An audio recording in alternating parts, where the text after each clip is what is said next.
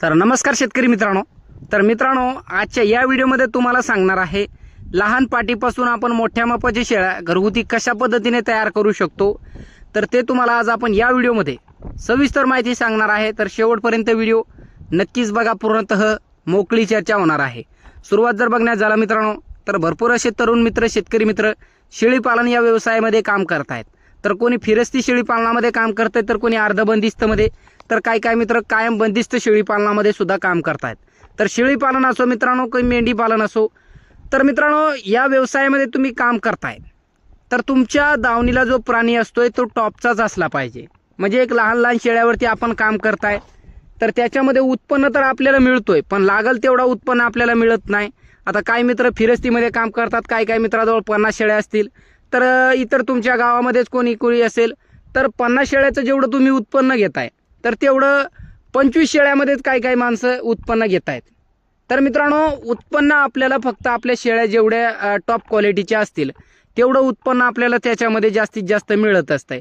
तर काय मित्रांनो, असं वाटत असतं की आपण जास्तीत जास्त शेळ्या सांभाळल्या तर त्याच्यामध्ये उत्पन्न सुद्धा आपल्याला जास्त मिळेल.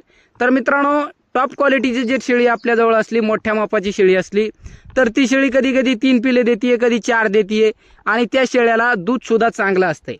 आणि दूध चांगले असल्या कारणामुळे काय होतंय, ते त्याच्या खाली जितके पिल्ले असतील, 2 असेल 3 असेल, तर त्या पिल्लांची फास्ट वाढ होत असते आणि लवकरात लवकर ते पिल्ले विक्रीसाठी येत असतात. आणि आपले जे पिल्ले असतात तर ते लवकरात लवकर विक्रीसाठी येत नाही. आणि जेवढं पिल्लू दुधावरती लवकरात लवकर विक्रीसाठी येईल तेवढं तुम्ही किती खुराक त्याला दिला तर ते एक दुधा एवढी ताकद त्या खुराकामध्ये नसते.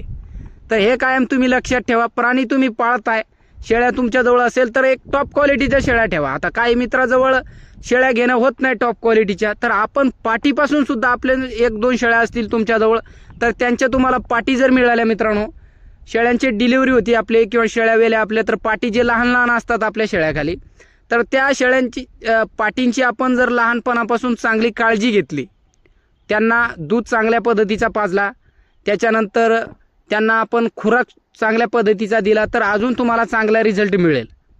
अजून एक त्याच्यामध्ये विशेष आपण काळजी घेतली पाहिजे, ते म्हणजे पाट आपली, त्या पाटीला आपण लिव्हर टॉनिक, जंतनाशक त्याचं वेळोवेळी केलं पाहिजे. त्याला लवकरात लवकर आपण क्रॉस होऊ दिली नाही पाहिजे. आता काही मित्र काय करत असतात, ह्या गोष्टी संपूर्ण काळजीपूर्वक करतात आणि मोठ्या शेळ्या बनवायच्या मोठ्या, तर 100% तुमच्या बनत असतात. पण काही मित्र काय करत असतात, फिरस्ती शेळी पालनामध्ये ते एक सोडून देत असतात आणि त्याच्यामध्ये आपले एक बोकड असतातच. तर बोकड असतात त्या कारणामुळे ते एक पण दूध गीत पाजेल असतं त्या पाटीला, त्याचं खुराक आपण जास्तीत जास्त त्याला दिलेलं असतं, त्या कारणामुळे लवकरात लवकर ती एक क्रॉस होती. आणि क्रॉस झाल्यामुळे काय होतं मित्रांनो, जेवढं आपण त्याला एक खाऊ पिऊ घातलंय ते आपल्या एक काहीच कामी पडत नाही किंवा ती एक मोठ्या मापाची होत नाही. लवकरात लवकर कधी पाट क्रॉस करू नये. जर तुम्हाला टॉप क्वालिटीची शेळी बनवायची आहे तर त्याच्यासाठी तुम्हाला 2 दात, किमान 12 महिन्याची जोपर्यंत पाट होत नाही तोपर्यंत आपल्याला क्रॉस करायची नाही. जोपर्यंत 2 दात ती पाट करत नाही, दुधाचे दात पाडून एक चांगल्या पद्धतीचे 2 दात दुसरे त्याला येत असतात, त्या टायमाला त्याला एक 12 महिने होत असतात कंप्लीट. तर त्या टायमाला जर आपण ती पाट क्रॉस केली तर मित्रांनो, त्याच्यानंतर त्या पाटीचं एक चांगल्या पद्धतीचा रिझल्ट आपल्याला बघायला मिळत असतो. त्या सुरुवातीच्याच वेतामध्ये ते कधी 2 पिले देत असतात. 2 पिले देण्याचे चान्सेस त्यांचे एक 75% असतात आणि 25% चान्सेस असे असतात की 1 पिलू सुद्धा ती देऊ शकते. आता काही मित्र फिरस्तीमध्ये काम करतात, त्यांच्याजवळ ते होत नाही लवकरात लवकर, पण जे आपले बंदिस्तमध्ये काही मित्र काम करत असतात त्यांच्याजवळ ते इझिली होत आहे. म्हणजे वेगवेगळे त्यांचे कप्पे असतात आणि काही एक कप्प्यामध्ये बोकड असतात, काही कप्प्यामध्ये पाटी असतात. त्यांचं एक तुम्ही किती दिवस ठेवला, 12 महिने, तर इझिली त्यांना काही जास्त प्रॉब्लेम त्याच्यामध्ये बघायला मिळत नाही. पण जे आपले मित्र फिरस्तीमध्ये अर्धबंदिस्तमध्ये काम करतायत तर त्यांच्याजवळ ते एक लवकरात लवकर पाटी क्रॉस होत असतात.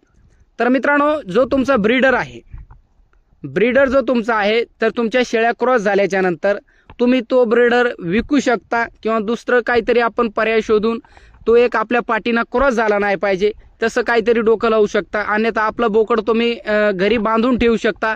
जर तुम्हाला टॉप क्वालिटीच्या बनवायच्या असतील शेळ्या तर मग तुम्हाला हे थोडंफार काळजी घ्यावंच लागते. आणि मेन म्हणजे मित्रांनो, आपण दूध पाजतोय, खुराक तुम्ही दिला किंवा नाही दिला, तुम्हाला टॉपचं बनवायचं असेल, चांगल्या पद्धतीची मोठ्या मापाची बनवायची असेल तर तुम्ही खुराक देऊ शकता, आणि आता नाही दिला तर काय हरकत नाही. फक्त एका गोष्टीची आपल्याला काळजी घेतली पाहिजे, ती पाठ जी आहे ती आपली एक लवकरात लवकर क्रॉस झालीच नाही पाहिजे.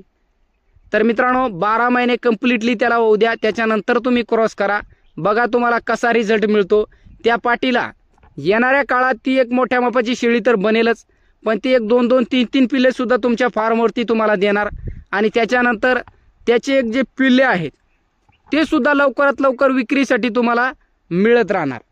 फास्ट पिल्लांची त्यांची एक विक्री सुद्धा होणार. तर अशा पद्धतीने जर तुम्ही काम केलं आणि तयार जर तुम्ही अशा पद्धतीने पाटी करण्याचा विचार करत असाल तर अशा एक सेम प्रोसेसने तुम्ही 10 पाटी तयार करा किंवा 15 करा, 20 करा, 50 करा. फक्त एकच काळजी घ्या त्याच्यामध्ये, आपल्या पाटी जी आहेत ते एक लवकरात लवकर क्रॉस होऊ देऊ नका. तर मित्रांनो तुम्हाला कसा वाटला हा व्हिडिओ नक्कीच कमेंट करून सांगा. व्हिडिओ आवडला असेल तर आपल्या एक मित्रांना शेअर करा.